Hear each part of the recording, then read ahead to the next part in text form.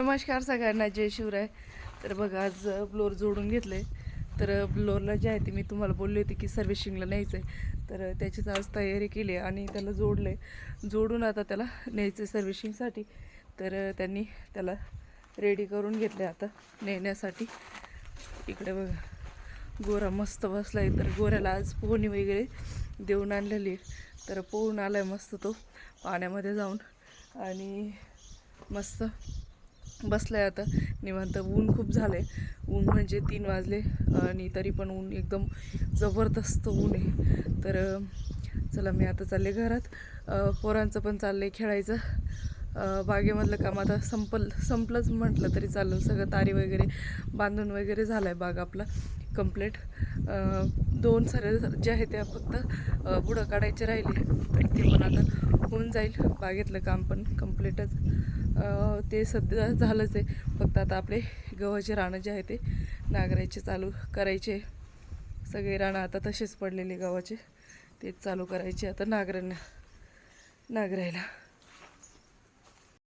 तर हे बघा, आईन ते निघाले गावात जायला. आता खूप दिवस झाले, 2-1 महिने झाले तसे गावात नाही गेलेले, म्हणजे त्यामुळे मग आता. तर हे बघा, झाडाला पाणी बिणी घालायचं काम चाललंय.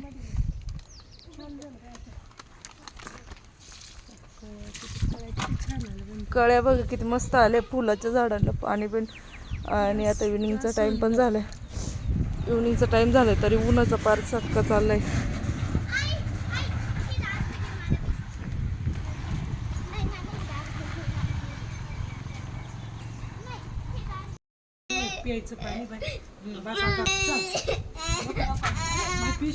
ए पिशवी राहिले ना.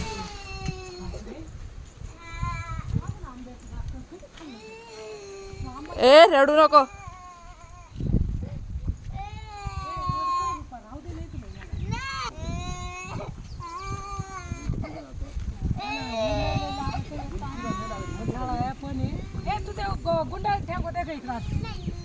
ए दीदी, उडून जातील बर का.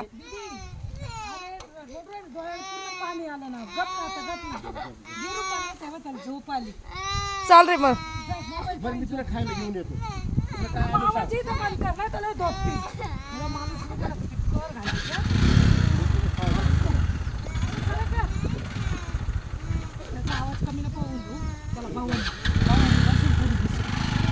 बाय काना.